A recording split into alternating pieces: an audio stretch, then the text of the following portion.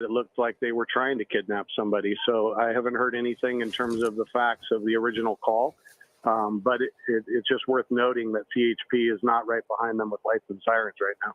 It could also be, I mean, and good evening to you, Sergeant O'Malley. Always good to talk to you. It could also be a domestic situation here as well, too, right? I mean, this could be a custodial situation. I mean, there's so many different scenarios here, but it could be a situation where these people could know each other or they could be related. We don't know. There's so many outstanding details here, but the driver only going about 25 miles per hour right now. And then you also have to wonder if this car came all the way from Orange. Are they in a neighborhood that they know, right? I mean, that often happens where people go back to places that they're familiar with. It looks like that, a really quick time, it looks like this person actually shut off their headlights there. This is a very dark area, so we can still see their brake lights, but we can't see really what is happening here. We also want to be very careful considering this was a possible kidnapping situation. Sergeant O'Malley, I mean, do you think CHP will try to come up on this situation now that the vehicle was stopped? I would think so, unless we get information that they've completely terminated everything for, whatever reason they found out or information that they got. But, it's pretty clear now these people are just trying to hide out and see what happens next. Yeah, and it's hard to see this because you see the trees here. Yeah. We're in the Whittier area. I think we may be in the hills in Whittier. It looks like the car taking off once again. I can't tell if both people are still inside or if one person got out. Yeah. You never know. That is the case many times. We see the passenger get out. But again, we don't know if that's the situation here. We couldn't clearly get a good look at this vehicle, but it looks like this driver now using their turn signal, following the rules of the road here. A lot of times we don't see that in a pursuit. Yeah, and then just the fact that we don't see a close following there, right? I mean, I know we're speculating on that, but the fact that we don't see lights and sirens right up against the car, I mean, Sergeant, you made a good point that there could be an issue here where they're just trying to protect whoever may be in that car, that maybe it's someone that's being held against their will. That's obviously a huge question, but it's interesting that the car stopped, as Leslie pointed out, and then maybe someone got out and then they kept going, but it was a very dark spot there. And maybe that's a police cruiser behind them, but still, again, there's no lights and sirens. So that's I mean, in this situation, Sergeant, do you think when you have someone like this who isn't driving that erratically, do you kind of try to mirror that behavior by not trying to excite them and doing the same thing? Yeah, and that's the interesting part. CHP likes to chase the vehicles till the termination point, and the fact that they're laying off really says something. And like you said, there's a lot of ways that these kind of calls come about. It could be a victim that calls in, or it could be that somebody sees somebody getting pulled into a car, and like you said, it could be domestic. They could know the person, they might not know the person. So I really haven't heard much other information in terms of what the actual facts of this incident are. But they are in the area, and you can see CHP now as lights and sirens going the other way. Yeah, we did see CHP lights and sirens the other way, but you make an interesting point, Sergeant O'Malley, because we know that CHP probably out of many agencies, and you are right, they do like to terminate a pursuit. They want to follow it all the way through many times, correct? Yes, they are one of the main agencies in California in terms of the continuing pursuits. They use all their different tactics that they're trained in, and they're confident that they're going to end safely and with minimal risk to the suspects and the community. So it'd be interesting to hear what all the information is on this one. It appears that the suspects or the vehicle must know this area. They seem like they want to stay in this area. Looks like they got a cell phone there, maybe a GPS or something like that. Look, a couple of cell phones. Yeah, I saw that on the dash the entire time. I didn't know if it was almost like an Uber. Right, that's what I was thinking too. So bright. At the same time, it looks like the passenger is still in this vehicle. Am I correct? Can you guys see hands waving on the passenger side? It seems like it, unless it's a reflection, but you're right. I mean, it looks like from the monitor that we're our vantage point, it does look like there's someone still in there. The question is someone in the back seat too, right? I mean, we really can't see that. Those windows are very tinted. Obviously, the windshield, they can't tint that as much, obviously. So we can see it. We have a clearer view into the front of the car. But yeah, Sergeant, you pointed out as well, they do seem to be kind of sticking area, which does raise that question. Are they trying to stay in a neighborhood that they know? And then, how does this end? Do they eventually, take off? But look, I mean, once again, they've stopped. They're kind of following the flow of traffic. Mm-hmm. So, are they kind of, they have to, you can see the reflection of the CHP spotlight there in their window. So they've got to know that they're being followed. But then their reaction to it is kind of interesting, right? Because they're not really actually behaving like they're trying to escape. They're behaving like they're just driving in traffic. Yeah, Sergeant, this is not normally what we see with suspects. Many times these people are doing whatever they can to get away, and this person following the rules of the road, using their turn signal at some point and stopping at red lights there. You just wonder if, It almost looked like the front tire might have been flat on the vehicle also. So I don't, what's going on behind the scenes. They still could be planning out some of their different tactics of spike strips or things like that. Or they could just be in a pure following mode, and they're just going to ride this out until the end and keep the air units up above. And see how it goes. Well, it's interesting to me because obviously they're pursuing it. They're sort of pulling. It looked like they were pulling over there. What's interesting is because you have the car being driven obviously by this person who has to know that they're being followed. But if there's not a unit behind them with lights and sirens on, how does protocol work then? Because can't the driver theoretically say, "Well, I didn't know I was being pursued. There's no unit behind me demanding that I comply with pulling over. All I know is there's a spotlight on me." I mean, this is so odd because it's like we've seen authorities pull off of chases before, but then you don't generally see the spotlight staying on the vehicle. It's a pretty common tactic in this day and age where they initiate a pursuit. It starts to get increase in speed, starts to become a little bit more dangerous for the suspects and the community, and they'll just back off. It seems like they're using a couple different tactics these days where they will actually continue to follow without lights and sirens and keep their distance. Or they will just pull the units off completely and just follow it from the air. And then they'll just keep units in the general area, prepared for when they do pull over. They'll be in the area and they'll be ready to set up a perimeter and attempt to take them into custody. Interesting. Right now, you can see that driver. He looks like this person looks to be wearing maybe a bright colored shirt, a yellow shirt there. And it looks like that phone that we saw in the dash, they actually have in their hand right now. We know that many times law enforcement has ways to contact these people. Right. They have families that will contact them, correct, Sergeant, to try to get them to stop and pull over. Yeah, and there's another way that this call could have come about is, you have license plate readers throughout many cities now. And so this car could also come back as a possible kidnapping vehicle based on the license plates. See something that happened, yesterday, last night, a couple days ago, and they picked up the vehicle for that reason. And then, the agencies that have initiated the pursuit and that are on the pursuit don't actually know all the facts of the original kidnapping, and that's what they're trying to get.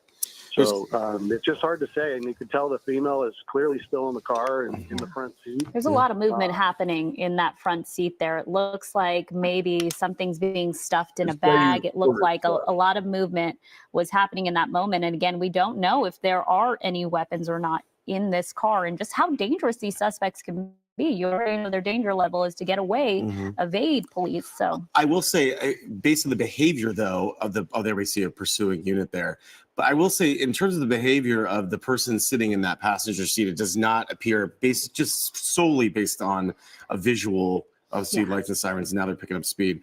It did not appear that person in the passenger seat was necessarily being held against their will. I mean, they could have been. We don't know. There could be a weapon pointed at them for all I know, but it is very difficult to tell. It wasn't as though the person was yanking on the door trying to get out of the car. So it's unclear if this person, again, we don't know, but I'm just basing this off of what I just saw. Looks like they were putting something in the bag. It seemed like a pretty calm demeanor there, but now we see, as you see the driver becoming more evasive, picking up speed here, going through intersections, riding the median right now that those lights and sirens are on. Yeah. Do you Yeah, it think was that right- it was- CHP will it try was- to use it a was- tactic now? Well, in that last intersection, I don't know if you saw that, but they went right through Yeah. a red light and almost Yeah. collided with that car. Yeah. So if it gets to that point where now you're becoming dangerous to the community, you don't have the lights and sirens that are behind it to warn the area, they may engage this pursuit again and get all of their units behind it. Yeah, they seem to be getting much more aggressive, and obviously the driver much more aggressive as well. We're seeing as you both pointed out, zooming through these intersections now, and the speeds, kind of a little bit manic now. It's going from the 40s, 50s, 60s, 70s. The person's driving a little bit more erratically, changing lanes more quickly. Obviously, now there seems to be more of an urgency. We saw the lights and sirens now on in one of the units pursuing.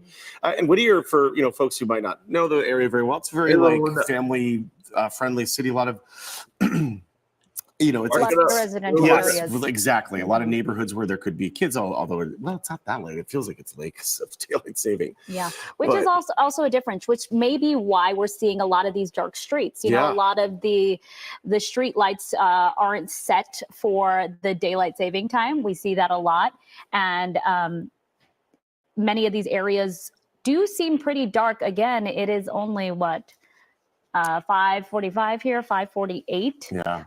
So that may be why we're seeing a lot of these neighborhoods still pretty dark. All right. So yeah, we're showing you this earlier clip of where it looks like the car, the driver. Okay. Perhaps this is where the driver almost sorry guys, blew through that intersection and almost hit someone. I think. Yep. That's what we're showing you here. Again, to your left is the live picture. In that bigger box is the earlier shot. As we've been saying, that the driver's now behaving more erratically. And it looks like, traffic seems to be very, this is definitely a situation that's favoring the suspect, right? This person is able to get through. There's not a lot of traffic Sunday evening in this part of Whittier. It doesn't look like there's a whole lot of other cars on the road. That's a good thing, probably. Potential of an accident maybe a bit lower, but 70 miles per hour certainly is way above the speed limit in this kind of location. Obviously, we're not even on a freeway. It's residential area. And Pat and Sergeant, what does that mean when this starts to happen? When they've been kind of taking a more hesitant approach? Yeah. Now what happens? Do they have to take a different position, different tactic? Yeah, they'll start notifying the surrounding agencies. It's been fortunate that the suspect has basically stayed in Whittier for a while. So Whittier PD, LA County Sheriff, all the surrounding agencies are all well aware of the pursuit, which direction it's going. They'll try to get into certain intersections or on the sides of intersections with their lights to try to give, the traveling community a little bit of notice that this is coming. Yeah, now this is taking a turn, getting on the 605 there, I believe, going 605 south. Out of Whittier. We know that this driver came out of Orange County, so you wonder, are they heading back to their direction, or traffic is going to be a problem for this driver now. Sunday evening traffic can be a real bear, as we know, and any evening traffic can be. And look at this, Leslie. Now he's on the shoulder, it looks like. So that the erratic, actually, no, it's just in the HOV lane there.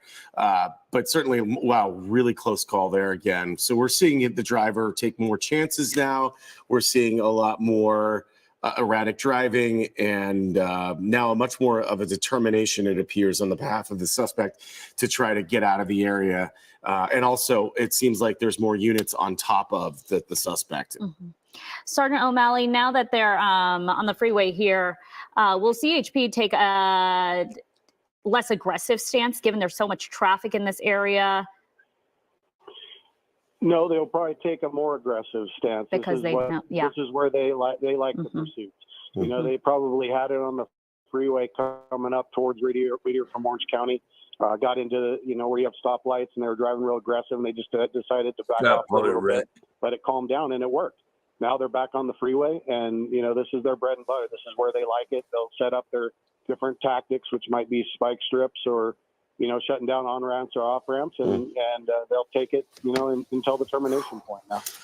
Man, he is, or the driver, I don't know for sure it's a male. We think it might be, but that driver is definitely making some close calls there. Took a really, almost clipped that car as it was going back into the HOV lane, and now taking speeds of almost 9. Now we're crossing 90 miles per hour, getting closer to 100 miles per hour. So this driver taking many more chances, a lot more dangerous than when we started. This started out like with the driver, obeying traffic laws, stopping at stop signs, taking it slow at first, and then now blowing through intersections, blowing through red lights, getting on the freeway now. For those of you just joining us, we are watching a pursuit with Sergeant Patrick O'Malley. And this pursuit began in Orange County. The original call was for a possible attempted kidnapping.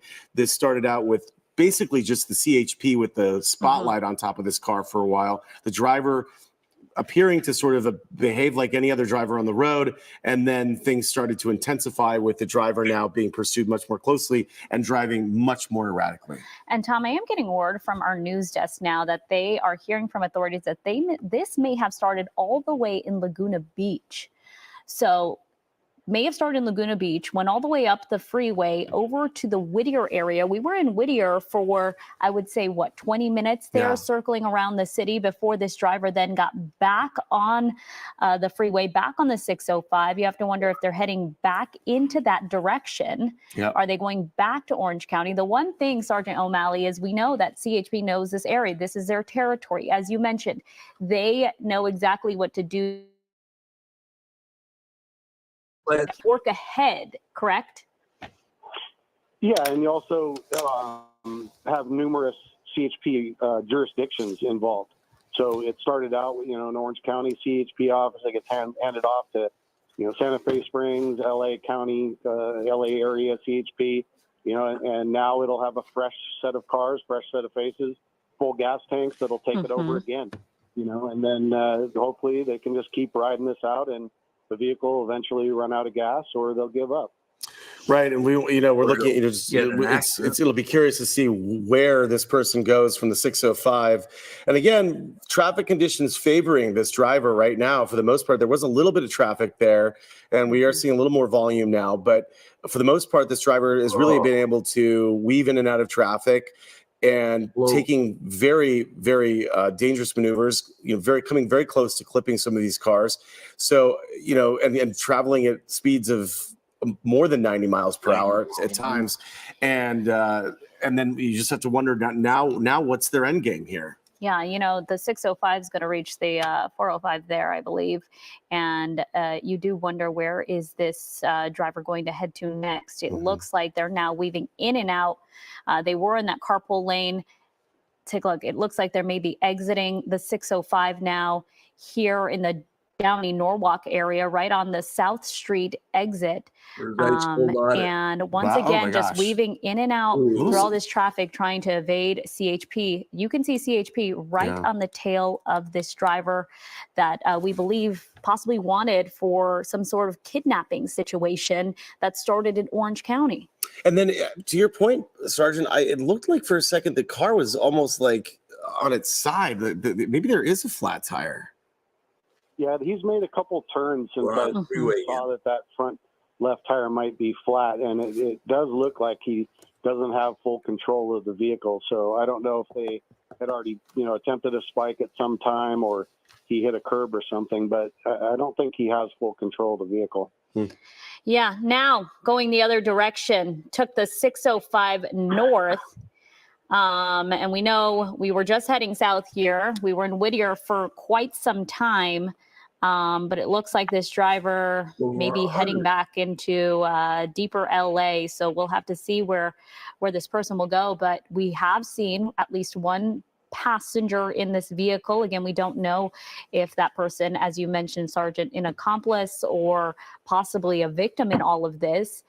We have seen a lot of movement in those two front seats, but the car is pretty tinted, so we haven't really been able to see the back seat, if anyone else is in there. At this point, CHP just trying to keep up with this vehicle that at times went over 100 miles an hour. And, Leslie, you raised a good point earlier. Remember when we were in Whittier, there was one part where the car kind of stopped and the lights were it was very difficult to see the car. You have to wonder, did they throw anything out of the car? We don't think anyone got out. We couldn't see any movement as possible. Someone did, but maybe they threw something up. But like you said, they were also kind of messing with stuff in a duffel bag. Yeah, Sergeant, here, this is a very dangerous situation. This car really riding up against that vehicle here. You saw him almost going at like those trying exact to intervene. same. Yeah, it almost felt like that there. Off the freeway. Now the driver getting back off the 605, riding the shoulder there to get over that vehicle. Very dangerous situation, as you can see. You mentioned when it does seem like it gets a little out of control there. A little bit, right? And obviously all these poor. Oh wow, yeah, I heard that. It looked like it almost slammed right into one of those cars. I mean, and these poor people out here just driving on a Sunday night, maybe coming home from. I keep thinking it's so late. It's only 6 o'clock because of daylight saving. But yeah, I mean, you assume people are going out to dinner. Maybe they are returning home, and this is a Sunday evening. People aren't expecting to have some car racing up against them or weaving into traffic, weaving in and out. This person now getting back on the freeway, back on the 605 South. It looks like. And taking some much more risky maneuvers that are putting people at risk. At this point, you have to wonder if the driver even knows what the end game is here, given that they've gotten on and off the freeway, on the 605 North, on the 605 South, just going back and forth here. Again, we know this started out of Orange County, went all the way up to Whittier, and now we are on the 605 as CHP continues to pursue a possible kidnapping suspect. We know at least 2 people in that vehicle, one being the driver, the other a passenger we also saw. We don't know the circumstances surrounding that passenger. Are they a victim in this? Are they an accomplice in this? At this point, we are watching this vehicle just speed down the 605 South. Right, and it's certainly very dangerous speeds, and we are very concerned about that. So as we continue to watch this, we want to right now welcome our viewers from CBS Los Angeles on Channel 2. This is CBS Los Angeles KCAL News at 6, also streaming on CBS Los Angeles, and our viewers on KCAL also watching this pursuit that we've been watching since about 5:30. Pursuit beginning in, we believe, Orange County. An attempted kidnapping calls the preliminary information. This driver now approaching speeds of 100 miles per hour on the 605 South, driving very erratically, very dangerously. We believe there are at least 2 people in the vehicle, and we have Sergeant Patrick O'Malley also with us on the phone, trying to help us analyze what this person is doing, what their end game could possibly be here, and what maneuvers and tactics right now that authorities can take to get this brought to a safe end. Sergeant O'Malley, we want to bring you in here. We're getting word that this may be Whittier PD now pursuing instead of CHP. So right now, it seems like we're going down the 605. What are you hearing about this situation?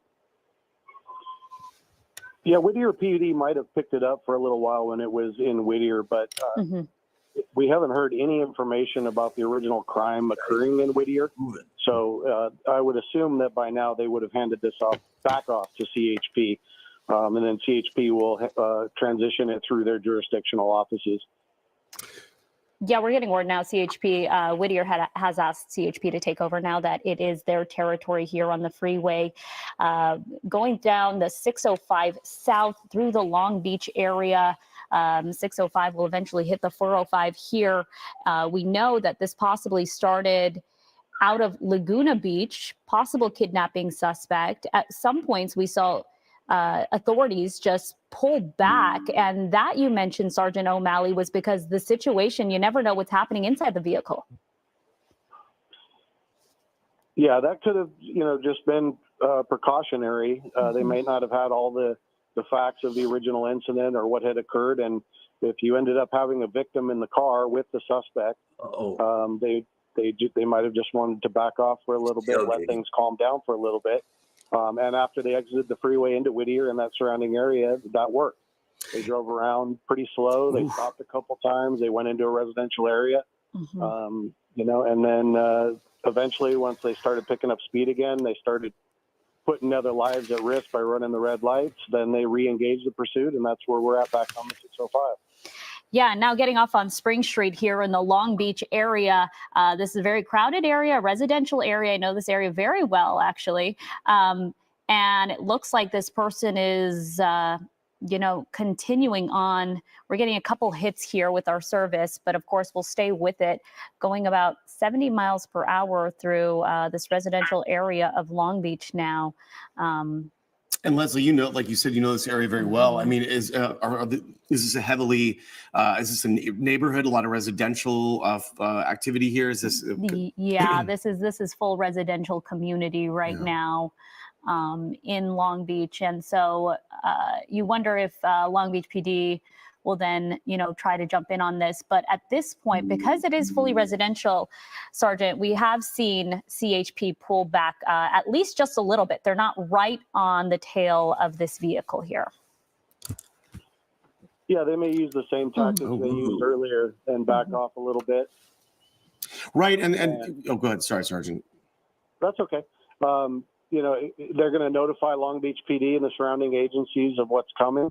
CHP likes to just handle the pursuits on their own, so they probably won't ask the other agency to intervene, but just let them know that they are in the area and that they can use cautions around different intersections and try to make it safer for the community as it proceeds. And, one thing we've been trying to figure out is if this car has a flat tire or some sort of damage. It looks like the car is leaning or listing almost, like when some of the angles. So it's a little bit difficult to tell. Obviously, not the conditions you want to see someone driving 90 miles or 100 miles per hour in.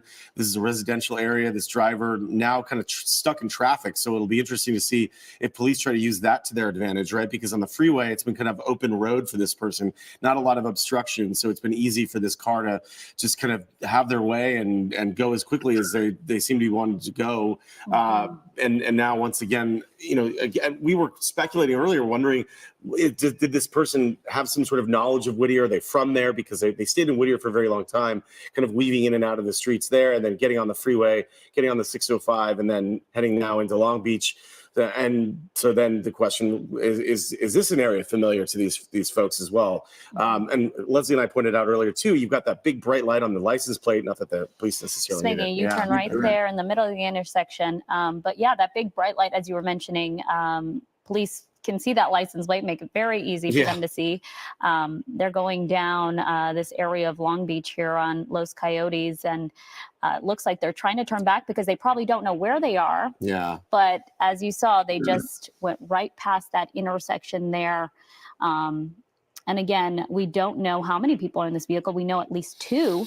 You have the driver, the passenger, making their way all the way from South Orange County over to Whittier. And we're now going into about 30 minutes since we've been over this, but if it started in Orange County, we picked it up in Whittier. It's been going for quite some time here. Yeah, and the question becomes too, well, if it started in Orange County, then why was the driver then, did they know they were being pursued? Because we picked it up sort of when it was in Whittier, so we're not exactly sure. And it was for our viewers who haven't been following it, the very beginning, it was not an erratic chase. The driver almost appeared as though it was just driving through traffic like a normal driver, not that it was being pursued.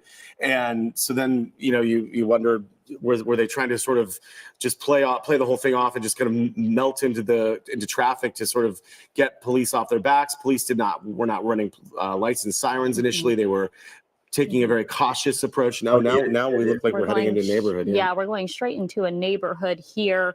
It doesn't look like CHP is right on the tail, but of course you do have the helicopter overhead. You have the chopper there. These are very narrow streets. You can see they're pretty dark residential areas. What move this driver is going to make, we don't know at this point. Using a turn signal and stopping at the stop sign. Yeah, not something we saw earlier when he was going through the community of Whittier, just trying to bypass all the drivers, especially on the freeway there. You have to wonder what is the end game for this driver, because they look like they're slowing at this point. Yeah. They don't know where they are, where they're going, but they're just trying to get away from officials, which is going to be very difficult given that they're not giving up. The helicopter is still overhead. They want to follow this through, and they want to make sure everyone remains safe, but they want to get this person into custody as well. Sergeant, have you ever been there at the end of one? I would just love to know, what do these suspects tell you when you're putting them in handcuffs and they've taken you on a 2-hour-long pursuit? Well, some of them just, they've been to jail many times and they know that this is their last taste of freedom. And, every once in a while, one will get away and they just hope that they're that one lucky person that gets away. And a lot of times, especially when they go on this long and so many agencies are involved and you got news media above and everything else, it's just almost impossible to get away. Right. I mean, so they know that the chances are slim, but they know that this could be their last moments before a long time in lockup. Yeah. Like we've been discussing on this one, some of the facts are unknown in terms of what originally occurred, but you see this vehicle, every time the officers get close to it gets up to 100 miles an hour, they back off and it slows down a little bit. They clearly don't want to stop. They appear like they're just completely lost and have no idea where they are. Yeah. And, I wonder too, if there is some damage to the front of that vehicle, will we start to see some sparks? Will we start to see some evidence of that potential damage that we're all kind of curious that it might have? Yeah, he's been driving a long time on what we thought was flat tires. So maybe it just has low air pressure too. Yeah, because it does look like it's listing almost, like it's every careening, time it turns, you kind of see it give out just a little bit. Driving on the wrong side of the road now. We know Long Beach PD now stepping in to follow this vehicle. We did see those lights and sirens pretty close behind, but now it looks like they too have backed off, because every time law enforcement comes right behind this vehicle with lights and sirens, it just picks up speed and starts to make very dangerous maneuvers. Going through this remote industrial area now. This is a very industrial area here, actually. Not much neighborhood or homes here. You are near the Long Beach airport. And so kind of riding on the 405, on the side of the 405 in this area. Well, and to your point, it's probably, in some ways better, obviously, to be in the industrial area. But as you pointed out, Leslie, with the units kind of pulling back, probably they do that as you get into these residential areas, right? So you don't want to upset the suspect even more and have them speed and drive more erratically than they already are. If there are people, in intersections crossing through a crosswalk, or, then this person decides to blow right through, as we've seen them do several times. You can see they just passed what looked like a patrol car there. Well, that's clearly running a red light there. Yeah, running a red light and just turning right in front of a vehicle that was stopped there. Again, we are following what started as a possible kidnapping out of Orange County. CHP then followed this driver all the way up to the Whittier area, where that driver continued to maneuver through the residential areas of Whittier for about 25 to 30 minutes there, at times making very drastic and dangerous maneuvers. Here, the driver is now through the Long Beach area, right near Long Beach Airport. Long Beach PD was behind this driver for some time. Tom, inside that vehicle, we know there is a driver we've seen there, as well as a passenger. We don't know if that passenger is an accomplice in this or if they are a victim in this. We don't know the information yet surrounding that potential kidnapping, but this area is going to be very difficult. This is, as you can see, it's right near the airport area, right? So we're trying to see if this vehicle comes out on the other side of the tunnel. There you go. You see it there once again.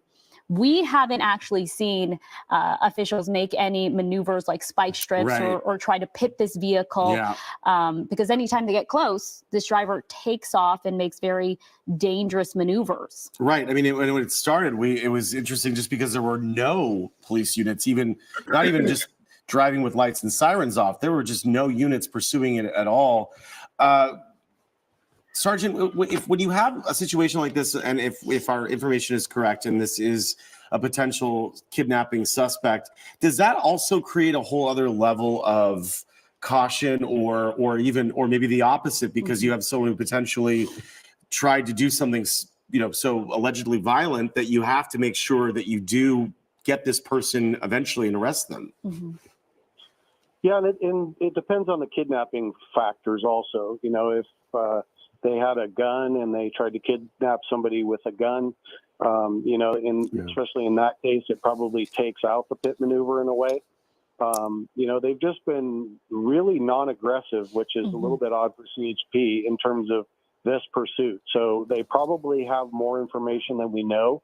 And it almost just appears that they want to let this, vehicle run out of gas or pull into an area, and get out of the car, and then they'll try to take them into custody then. And Sergeant, we know that could take hours. We've seen it before, right? Yeah, it depends on how much gas they have. And, you assume that they wouldn't have a full tank of gas, but they've already been going for, probably at least an hour when it started down in South Orange County. So they just continue to keep the helicopters up above, and I'm sure there's units that are blacked out behind, and then just riding this out.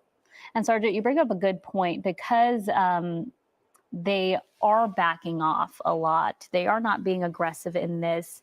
It makes you think, is there a victim involved in this? Is that victim in that vehicle?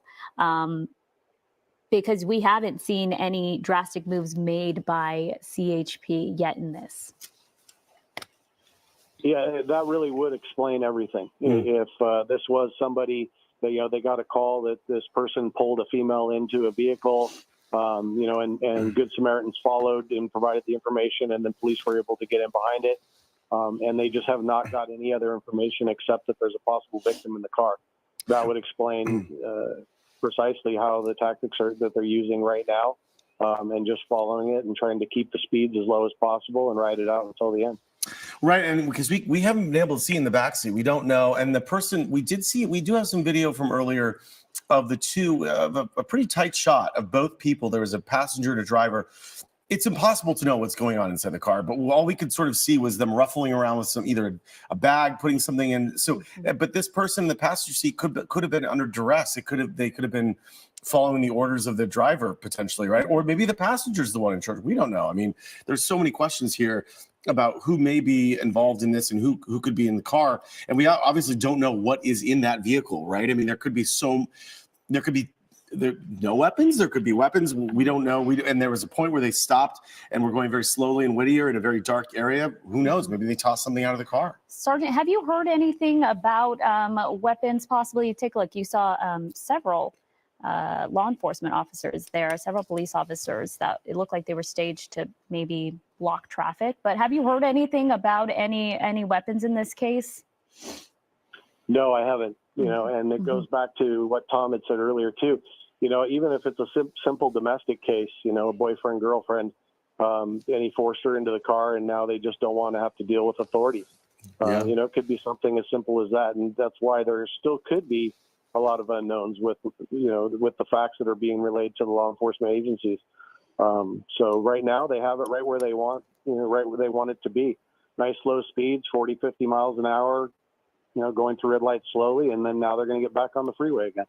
And it looks like right now there are no ground units pursuing this vehicle at this point. There is still the air unit. You can see the spotlight still shining on that car. And once again, it looks like there's a cell phone or some sort of electronic device being used in the vehicle. Obviously, we don't know if that's someone communicating or using a GPS, but obviously someone in there is using some sort of electronic device, smartphone or an iPad or something like that. And what they're using that for, of course, we can't be certain, but they may be trying to figure out where they are. It looked like, as you pointed out, Liz, it did not look like, and same with you, Sergeant, it looked like this person did not know where they were when they were in Long Beach. They were driving much more erratically than they were in Whittier. It was more deliberate, it felt like, in Whittier. Like they actually kind of knew the streets, but that was just based on sort of the behavior of the driver there. And Sergeant, the advantages of just using the helicopter right now as opposed to these ground units, is it because every time a ground unit comes behind this vehicle, they just start to do something so dangerous, putting other people in jeopardy here?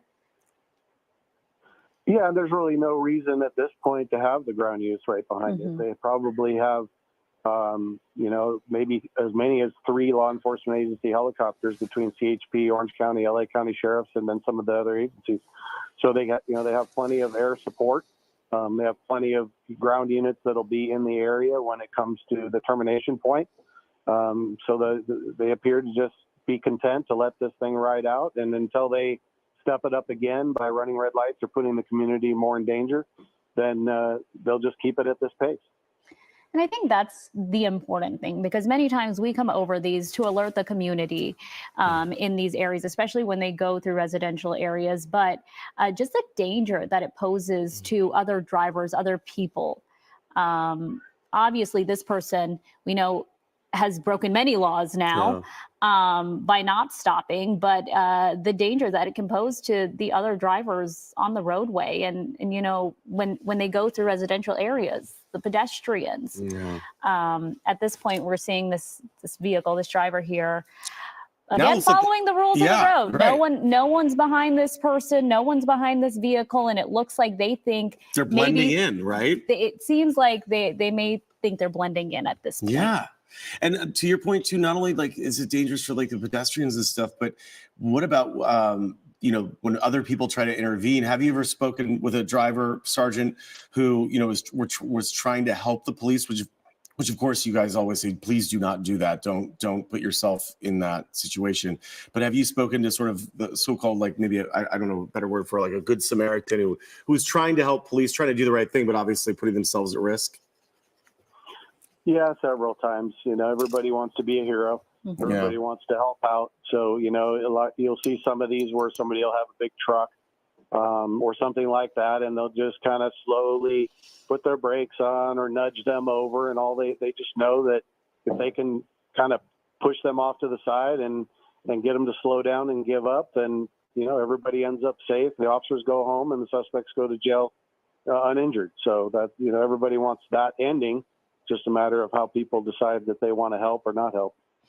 You know, we just saw this driver go right past a CHP vehicle. And the thing is, we were talking about, Tom, this person looks like they're trying to blend in at this point.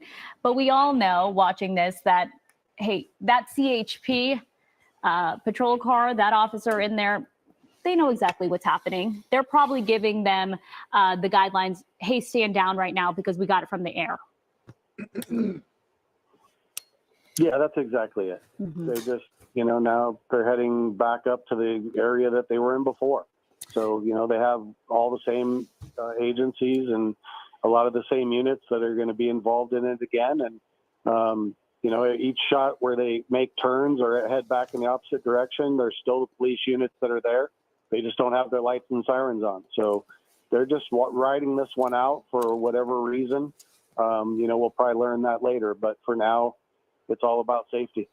Is there also a tactic to kind of lull these people into a sense of, oh, we've gotten away out, but obviously you have the spotlight over them, so they probably have to know they're still being pursued. But is the idea also maybe just to get them to just calm down?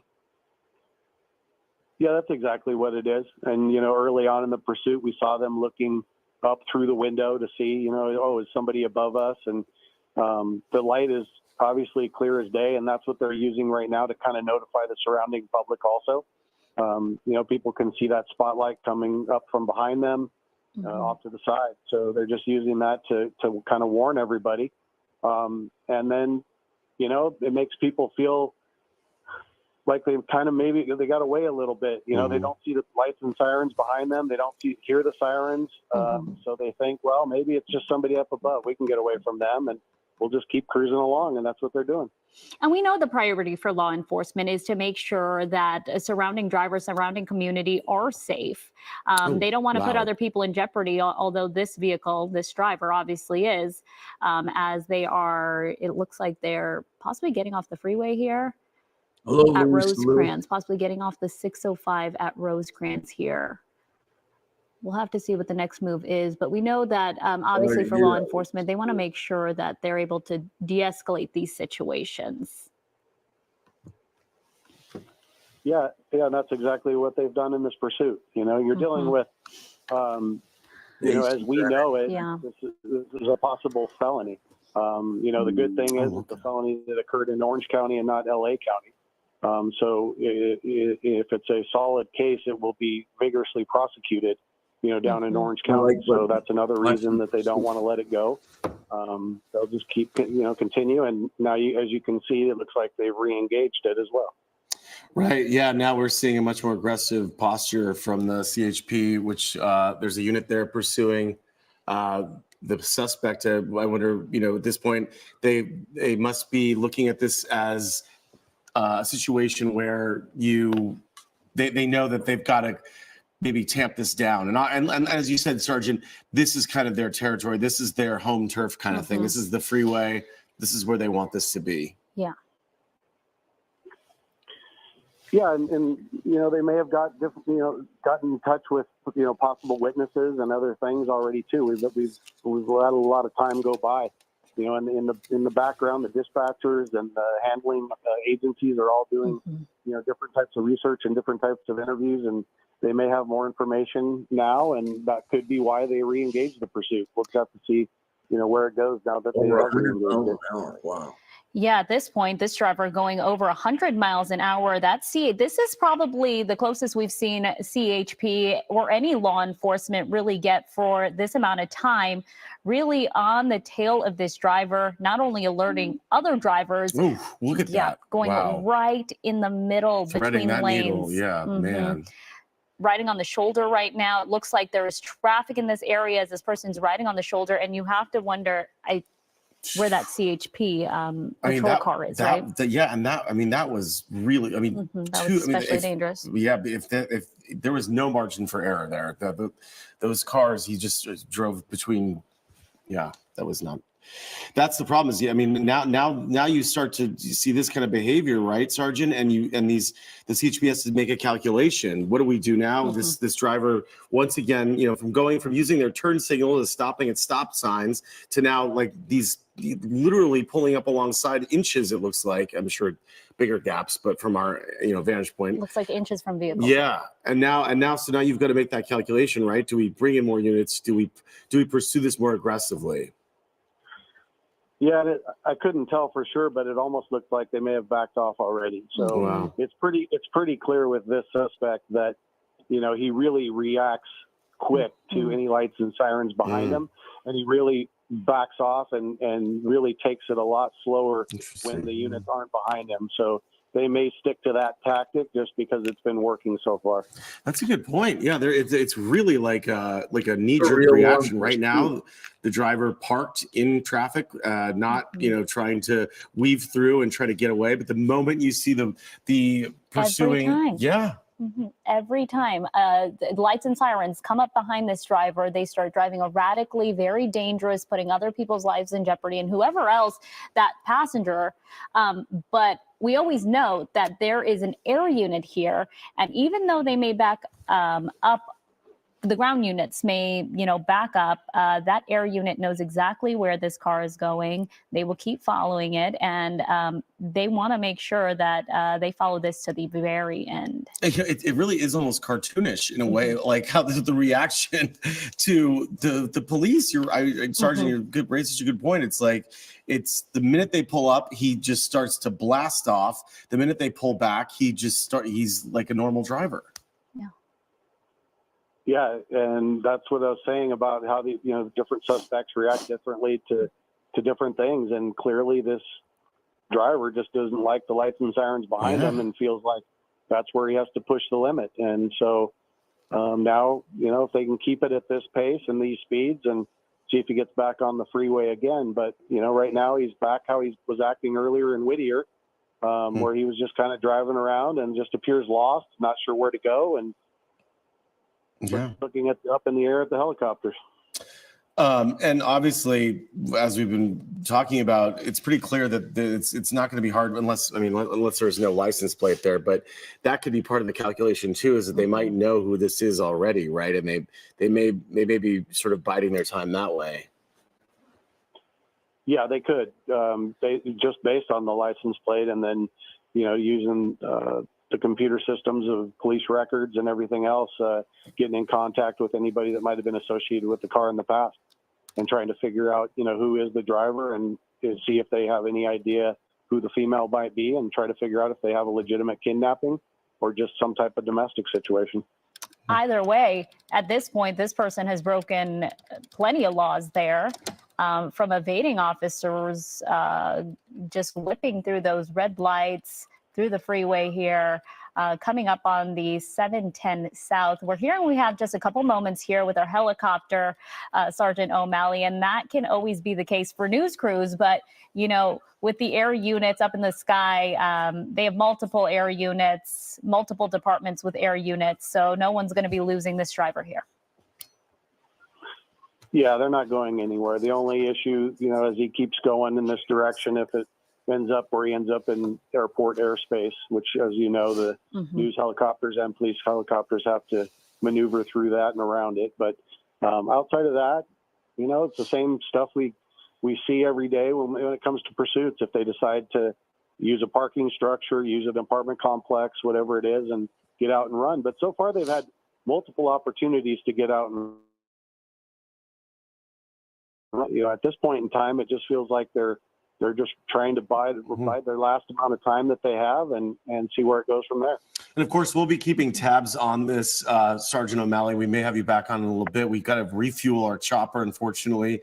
So we're going to have to back off. Oh, okay. We have a few more moments here before we have to take off. But again, if you're just joining us, this is a pursuit of a possible kidnapping suspect that has now been going for about an hour. We've been over it for about an hour. We know it started in South Orange County. We picked it up once this vehicle reached Whittier. So this thing has been going for much, much longer. We know, aside from the driver, there is a passenger. It looked like possibly a female in this car. We're unsure of her connection to this driver at this point. Is she in danger? Is she not? Is she a part of this entire situation here? But it looks like that driver continuing to just evade officers. Anytime law enforcement comes behind this vehicle, they just speed off, zoom off, and make very dangerous maneuvers, whipping through lanes on the freeway, going in between vehicles here. But at this point, it looks like law enforcement has now backed up a bit, trying to control this situation, calm down the situation as this driver continues on the 710 North.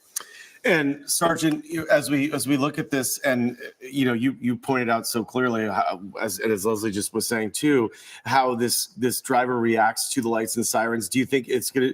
Do you think it's? Why do you think he's not reacting the same way to the big floodlight pointed at his car? I mean, I know you're totally speculating here, but in that sense, he knows he's still being pursued, but for some reason, the lights and sirens on the ground seem to agitate him more than the light above him.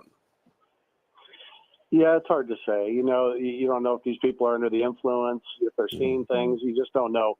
The spotlight, doesn't light up the entire vehicle because you have the roof. So you have some light that's coming in on the windshield, but everything else is so tinted.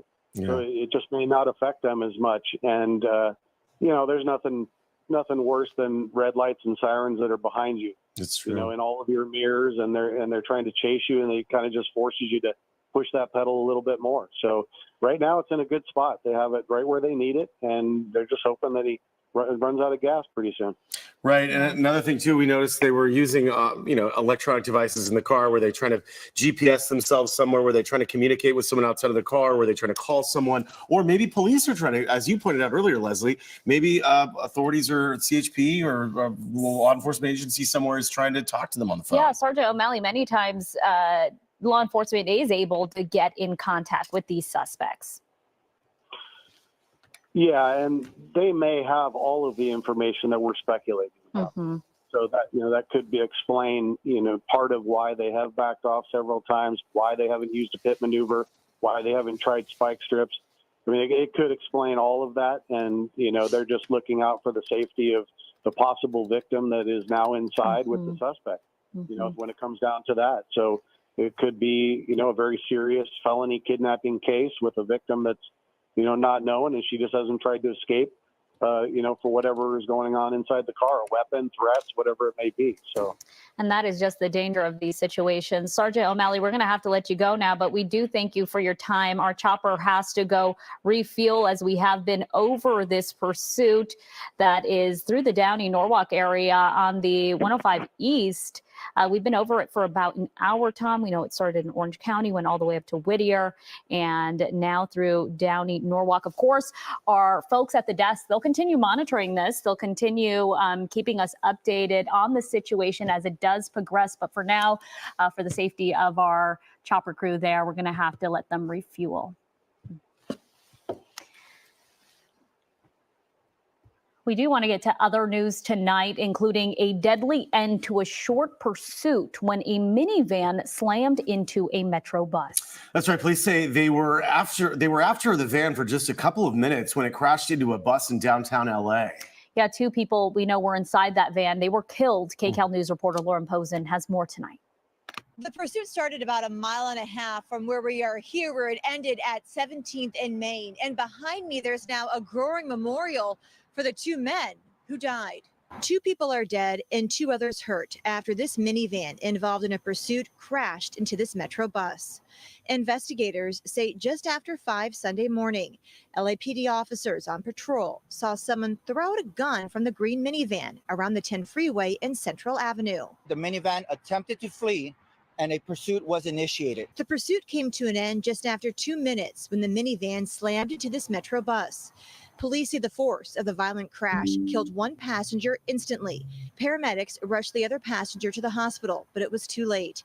The driver and the other passenger survived. Police say miraculously, the bus driver and the 2 other passengers on the bus weren't hurt. Detectives with LAPD's multidisciplinary collision investigation team spent Sunday processing the scene and collecting more evidence. So the length of the pursuit, the speed of the pursuit, all those things will be investigated. Was anybody wearing seatbelts? Who was wearing seatbelts? Were they functioning properly? They have a digital equipment that is able to do a comprehensive scan, a digital scan of the scene to try to ultimately recreate this the termination of the pursuit and that crash. Investigators did recover the gun. One of the big questions is, why was it thrown out from the minivan in the first place? Only the person who threw that gun out of the car would know that. So the driver of the vehicle and the passenger who are still alive, they're going to be interviewed. That's going to be part of the investigation. Police said the driver and passenger of the minivan suffered non-life-threatening injuries. And so far, the names of the 2 men who were killed have not been released yet. Reporting in downtown Los Angeles, Lauren Posen, KCAL News. The Actors Union has not announced yet whether if it will accept that what movie studios called their best, last, and final offer to end the long strike. The AMPTP gave SAG-AFTRA negotiators the deal yesterday. No specifics have been released, but Variety is reporting the offer includes a residual bonus for high-performing streaming shows, the highest increase in minimum residual payments in 40 years, and protections on the use of artificial intelligence. The 2 sides met every day for the last 12 days, with studio executives taking part in some of those meetings. The strike has lasted 115 days, and there is a fear that if it goes much longer, the rest of the scripted TV season will be scrapped.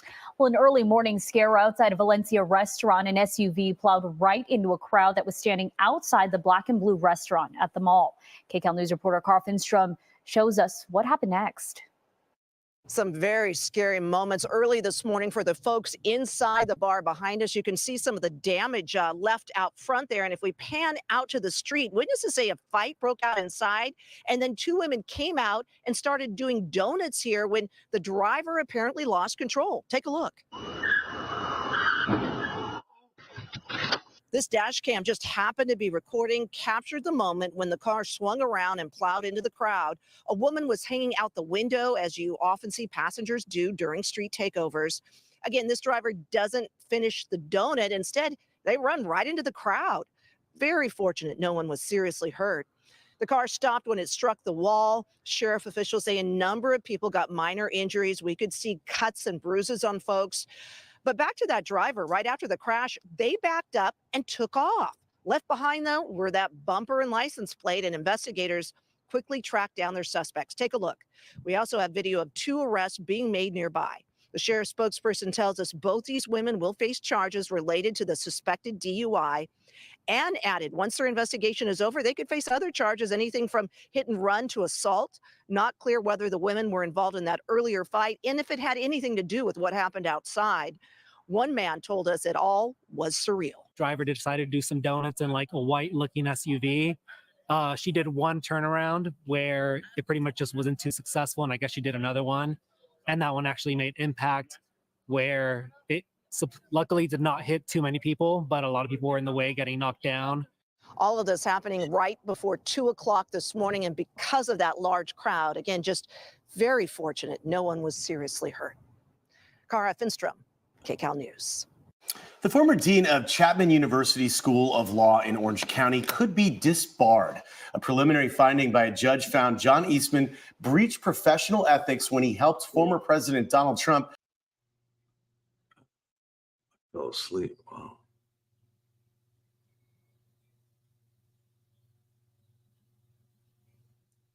Sorry to hear that.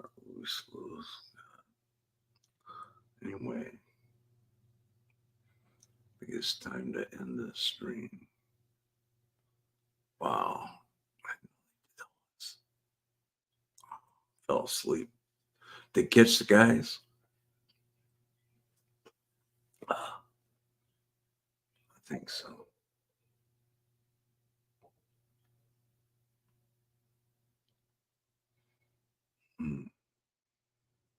Well, you guys take care.